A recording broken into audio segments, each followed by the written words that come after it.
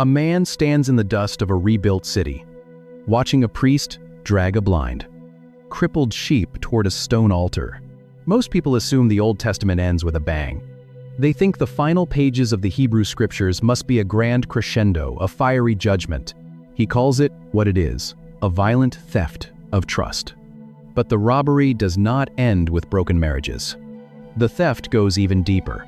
The nation is keeping something else tightly closed in their fists. And the confrontation is about to get much more expensive. God asks a question that sounds like a legal absurdity. Will a man rob God? How exactly do you pickpocket the divine? How do you steal from a being who holds the oceans in the palm of his hand and owns the cattle on 1,000 hills? The people are baffled. They demand the evidence. And the messenger delivers God's answer. In your tithes and contributions. Most people read this famous passage and immediately visualize a modern church offering plate. They hear the echo of a television preacher using these verses to guilt a congregation into writing larger checks. But to understand the severity of this robbery, you have to strip away our modern financial framework and look at the agrarian reality of ancient Israel. The tithe was not a religious tax to fund a building. It was a societal lifeline to keep people alive. In the covenant structure of the nation, the priests and Levites were not given a territory of land to farm. They relied entirely on the tithes of the other tribes to survive. Furthermore, the storehouse, the physical chambers attached to the temple, functioned as the national safety net, a spectacular prophetic vision, a definitive victory before the curtain drops and the New Testament begins. It was the central food reserve for the orphan, the widow, and the immigrant. When the people stopped bringing the tenth of their harvest, the grain silos sat completely empty. The rough wooden bins collected dust instead of wheat.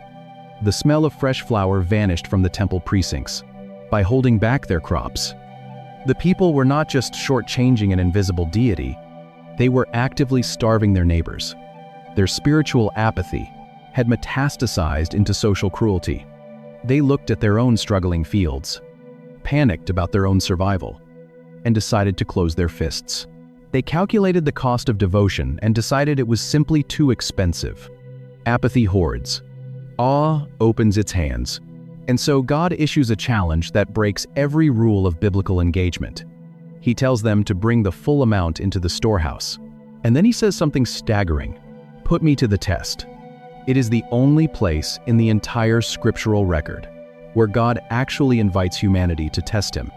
He tells them to open their hands, release their white-knuckled grip on their resources, and see if he will not open the windows of heaven and pour down a blessing so heavy there will not be room enough to store it. He is trying to shatter the scarcity mindset that has locked their hearts in a cage of economic panic. He is begging them to trust the covenant again. But if you look closer at the actual text of this final book, the era does not end with a thunderclap. It ends with a therapy session. But the confrontation of Malachi does not end with the empty grain bins. Because even in the middle of this overwhelming national cynicism, there is a small, quiet group of people who are doing something entirely different. And God is writing down their names. A small group gathers in the shadows of the temple courtyard. They stand away from the altar of diseased animals. They do not hold torn divorce papers. They do not hold back their grain. They stand quietly. They whisper to one another. The nation shouts its cynical demands. This remnant speaks in hushed tones.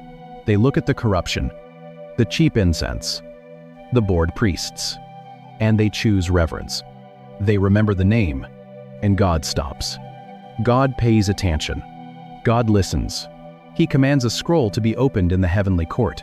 A scribe dips a reed pen into dark ink. The sharp scratch of the reed echoes in the throne room. A book of remembrance is written. God watches the ink sink into the parchment, and he speaks a single, defining word over this quiet group of people. They shall be mine. The Lord of hosts declares, in the day when I make up my treasured possession. The phrase your English Bible translates as treasured possession or special treasure is the Hebrew noun segula. It appears only 8 times in the entire Old Testament. It carries a highly specific economic weight. It does not just mean something valuable. It is a bitter, sarcastic, deeply personal dispute between a heartbroken God and a bored people. God speaks. The people roll their eyes. It means a king's personal, private property. It is the royal stash. It is the crown jewels. When an ancient Near Eastern monarch conquered a territory, the taxes went into the public treasury to fund the army and build the roads. But the Segola was the king's private vault. It was the treasure kept entirely out of public circulation, guarded for the monarch's exclusive delight. God looks at this trembling, faithful remnant, standing in a cynical, dying nation.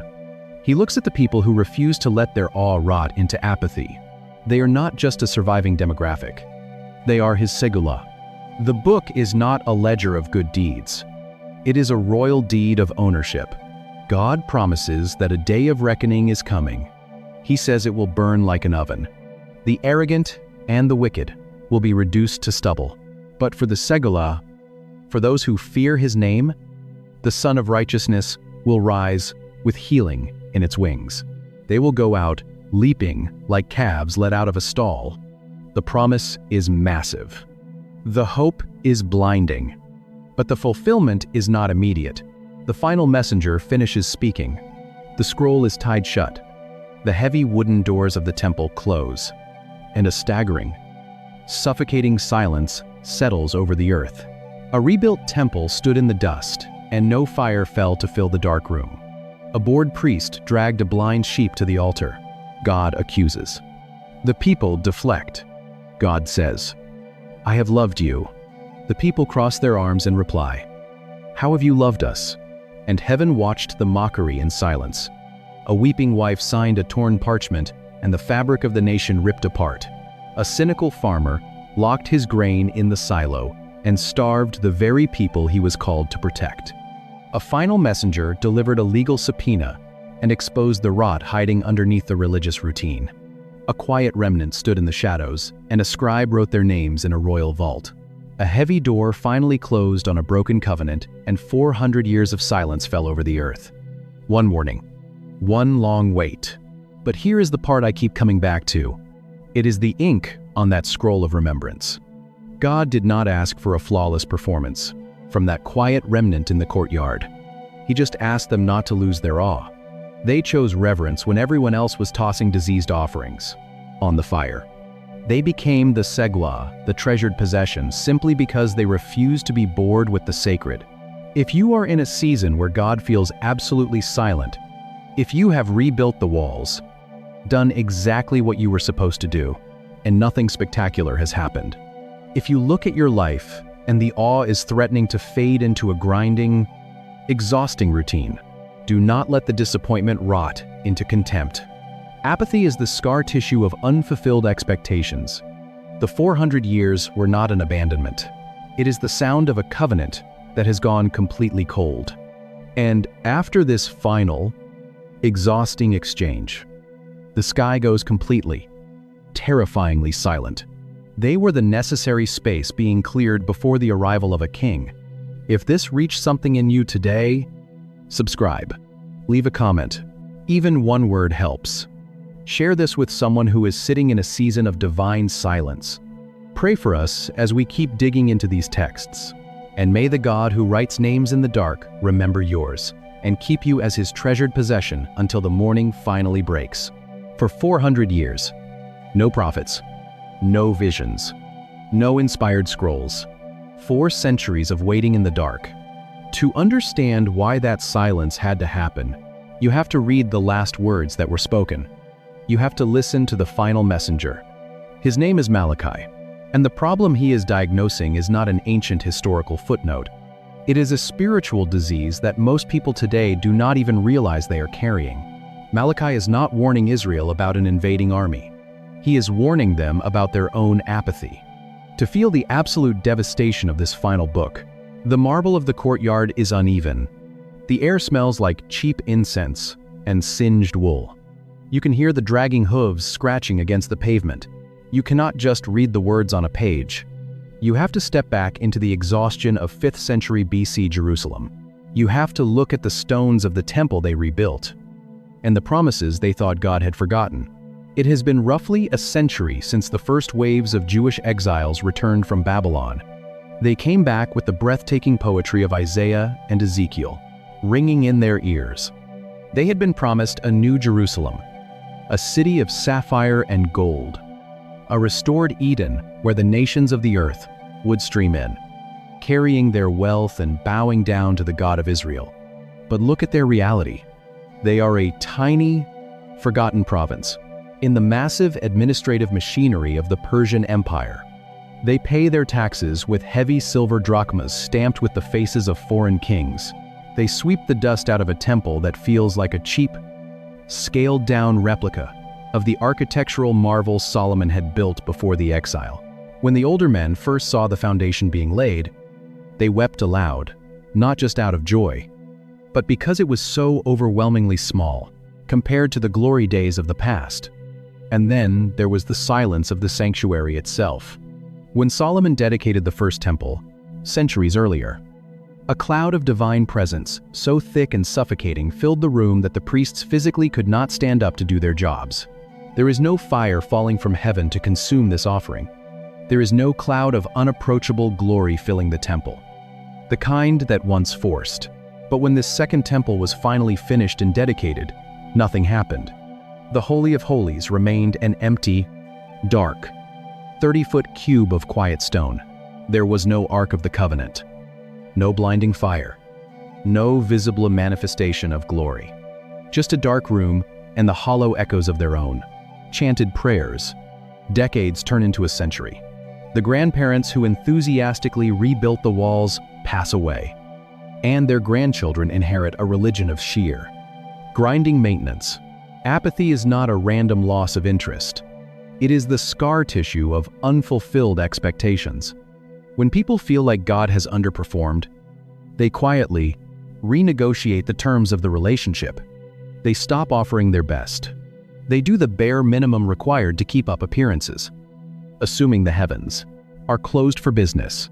This is the toxic soil where the book of Malachi is planted. The book is structured around 6 distinct, highly combative arguments between God and Israel. It is a formal legal dispute, but it reads like a bitter couples therapy session. God states a reality. The people, sarcastically, demand proof. And God dismantles their defense. I have loved you. The book begins. The people snap back. How have you loved us? It is the response of a cynical generation demanding receipts. They look at their political subservience, their struggling agricultural economy, their painfully ordinary temple, and they dare God to prove his affection. They think their poverty is proof of his absence. But God does not argue with their geopolitical reality. The priests of Solomon to fall on their faces in the dark. There is just a Tuesday morning, a tired religious routine, and a crushing, quiet disappointment. He points directly at the center of their religious life. Because the real evidence of their spiritual decay is not in their bank accounts or their political status. It is bleeding out right on the paving stones of the altar. A priest grabs a struggling, 3-legged goat. He drags it across the courtyard. The limestone pavement is slick with the blood of a dozen identical, defective animals. The goat is sick. Its coat is matted with mange. Its eyes are milky white with disease. The priest pulls out an iron knife. He slits the throat. He tosses the carcass onto the bronze grate of the fire. He sighs heavily. He wipes the sweat and soot from his forehead. He snorts in disgust, muttering loud enough for the other priests to hear. What a weariness this is. He is bored. They are all bored. The Levites were supposed to be the guardians of the sacred, the men who stood barefoot in the dark between heaven and earth. Now, they are spiritual accountants looking for loopholes. A farmer pledges a prime, unblemished ram. He vows to offer it. But on the way to the temple, he does the math. He realizes he can sell the healthy ram at the market, buy a dying one for a fraction of the price, and offer the sick one to God. The priest sees the diseased animal. He knows it violates every law of Moses. The people of Israel have finally returned from exile. They have rebuilt their homes. They have rebuilt their walls. They have rebuilt the house of their God, but he looks the other way. He accepts the offering. They bring the blind. They bring the lame. They bring the sick. They bring the stolen. They offer the God of the universe the absolute garbage of their flocks. And they do it with a yawn. God watches the black smoke rise from the diseased meat. The smell is foul. The ritual is a mechanical mockery, and God speaks through the prophet with a searing, sarcastic logic. He tells the people, "Go ahead. Take that blind, dying animal. Present it to your Persian governor. Offer it as your official tax payment. See if he is pleased with you. See if he smiles and accepts your face." The governor would have them executed for the insult. The governor would demand their heads. But they casually offer the diseased scraps of their livelihood to the creator of the cosmos, assuming he should just be grateful they showed up at all. This is what happens when awe dies. Apathy is not a loss of energy. It is a declaration of contempt. Rebellion shakes a fist at heaven. Apathy checks its watch. Rebellion shouts, "I will not serve." Apathy shrugs, tosses a crippled sheep on the fire, and asks, "Is this going to take much longer?" God looks at this miserable, cynical display, and he says something absolutely terrifying. "Oh, that there were one among you who would shut the doors." They did exactly what they were supposed to do. A nation walks out of Babylon, expecting a kingdom. A generation swings hammers and cuts stone, expecting a revival. "That you might not kindle fire on my altar in vain. Close the temple. Bar the heavy wooden gates. Snuff out the fires." God prefers a locked door to a careless offering. He prefers absolute silence over religious theater. He does not want their leftovers. He is ready to shut down the machinery of their religion entirely because the relationship inside of it is already dead. But before the doors close, before the 400 years of silence begin, he sends one final message. And to deliver this lawsuit, he does not send a king. He does not send an army. He sends a shadow. A messenger with a name that is actually a puzzle. We actually know absolutely nothing about the man who wrote this book.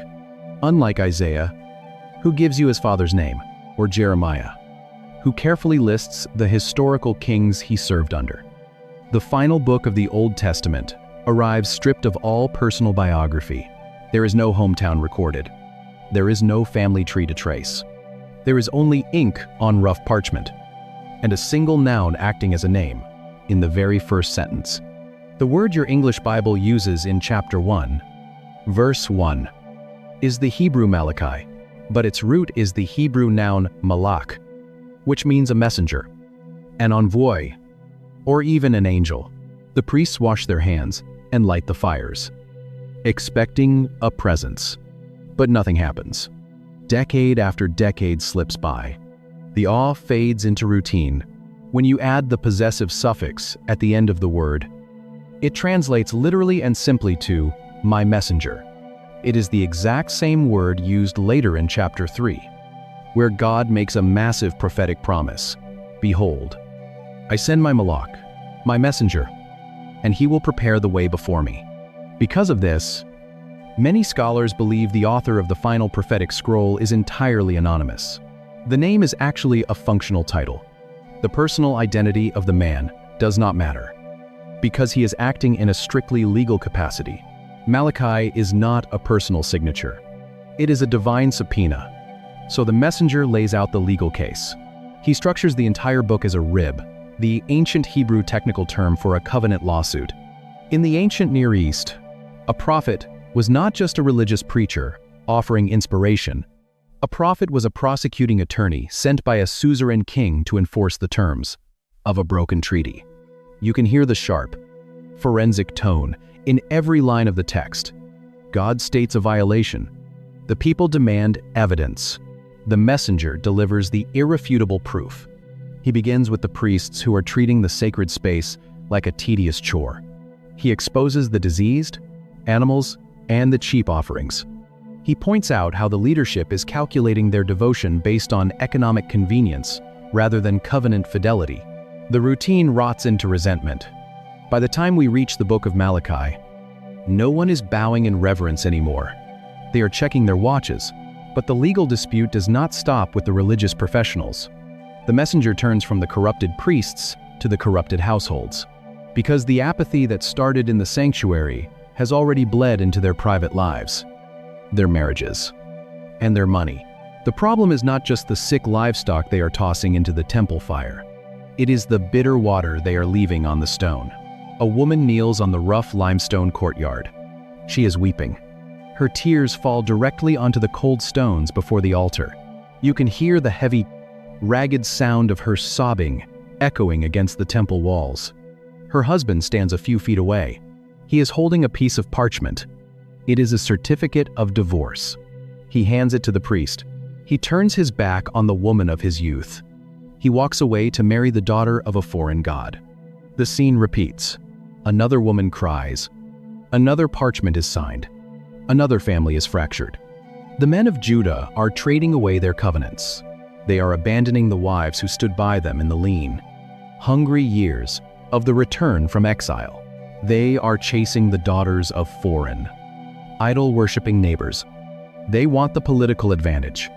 They want the economic connections. They are bringing sick, stolen animals to the altar because they think God is not looking, or worse, that He simply does not care. They want the shiny new alliances. Then, these same men return to the temple. They bring their sacrifices. They lay them on the bronze grate. They actually cover the altar with their own tears, weeping loudly because God will not accept their offerings. God ignores the smoke. God rejects the meat. The men look up in shock. They demand an answer. Why does He not accept it? The messenger delivers the verdict. God was a witness. He saw the betrayal. He stood in the room when the vow was made in youth. He watched you tear it up. The tears on the altar are not a sign of true worship. They are the evidence of a deep, violent hypocrisy. The text uses stark, physical language. It says, "The man who breaks his covenant covers his garment with violence." You can picture the bloodstains spreading on the fabric. It is not a quiet legal technicality. It is an act of sheer brutality. The fabric of the nation is tearing apart. The domestic betrayal perfectly mirrors their spiritual betrayal. They break faith with their wives. They break faith with their God. The actions are inseparable. You cannot tear your home apart and expect heaven to smile at your offering. You cannot crush the vulnerable and expect God to accept your worship. The messenger points at the weeping women. He points at the discarded wives.